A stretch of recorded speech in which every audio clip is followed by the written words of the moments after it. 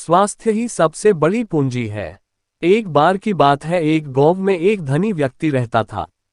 उसके पास पैसे की कोई कमी नहीं थी, लेकिन वह बहुत ज्यादा आलसी था। अपने सारे काम नौकरों से ही करता था और खुद सारे दिन सोता रहता या अय्याशी करता था। वह धीरे धीरे बिल्कुल निकम्मा हो गया था।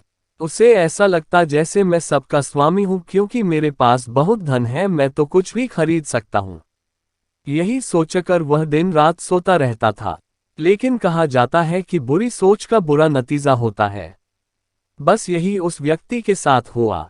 कुछ सालों उसे ऐसा महसूस हुआ जैसे उसका शरीर पहले से शिथिल होता जा रहा है। उसे हाथ पैर हिलाने में भी तकलीफ होने लगी। ये देखकर वह व्यक्ति बहुत परेशान हुआ।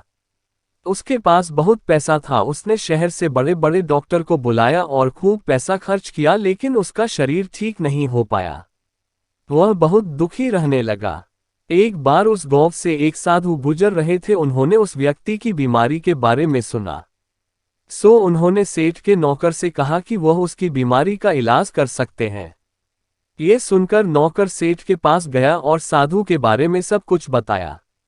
अब सेठ ने तुरंत साधु को अपने यहाँ बुलवाया, लेकिन साधु ने कहा कि वह सेठ के पास नहीं आएंगे। अगर सेठ को ठीक होना है तो वह स्वयं यहाँ चल कर आए। सेठ बहुत परेशान हो गया, क्योंकि वो असहाय था और चल फिर नहीं पता था। लेकिन जब साधु आने को तैयार नहीं हुए तो हिम्मत करके बड़ी मुश्किल से साधु से मिलने पहुंचे, पर साधु वहां थे ही नहीं। सेठ दुखी मन से वापस आ गया। अब तो रोजाना का यही नियम हो गया, साधु रोज उसे बुलाते, लेकिन जब सेठ आता तो कोई मिलता ही नहीं था।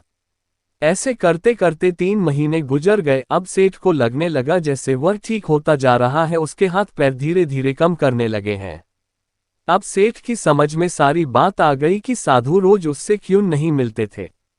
लगातार 3 महीने चलने से उसका शरीर काफी ठीक हो गया था। तब साधु ने सेठ को बताया कि बेटा, जीवन में कितना भी धन कमा लो, लेकिन स्वस्थ शरीर से बड़ा कोई धन नहीं होता। तो मित्रों, यही बात हमारे दैनिक जीवन पर भी लागू होती है।